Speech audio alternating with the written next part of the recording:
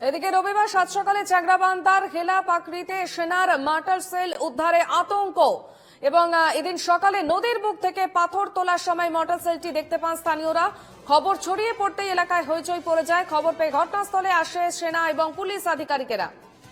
চ্যাংড়াবান্ধার আগে নদীর তীরে মর্টার সেল পাওয়া গিয়েছিল এবং বছর দুই আগে সিকিমের ভয়ঙ্কর বন্যায় বাঁধ ভেঙে সেনাবাহিনী প্রচুর গোলাগুলি মর্টার ভেসে যায় এই তিস্তা এবং সেগুলি মাঝে মধ্যে পাওয়া যায় এই নদীর খাতে পাথরের খাঁজে।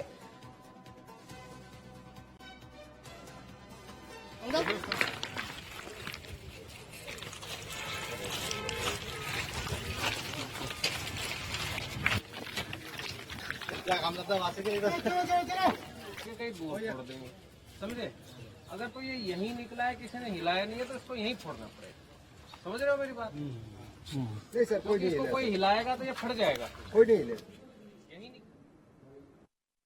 এখানে তো সকালবেলা দেখছে এখানে কি একটা জিনিস, এটা কেউ কেউ বলছে বোম। যাই হোক, আমরা তো সব কিছু জানি না বোম নাকি। তো প্রশাসনকে জানানো হয়েছে, প্রশাসন আসবে, দেখবে।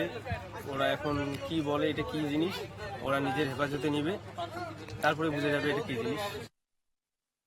আজকে শুনলাম ওই হঠাৎ এই যে শাহজাহান আলীর বেডে একটা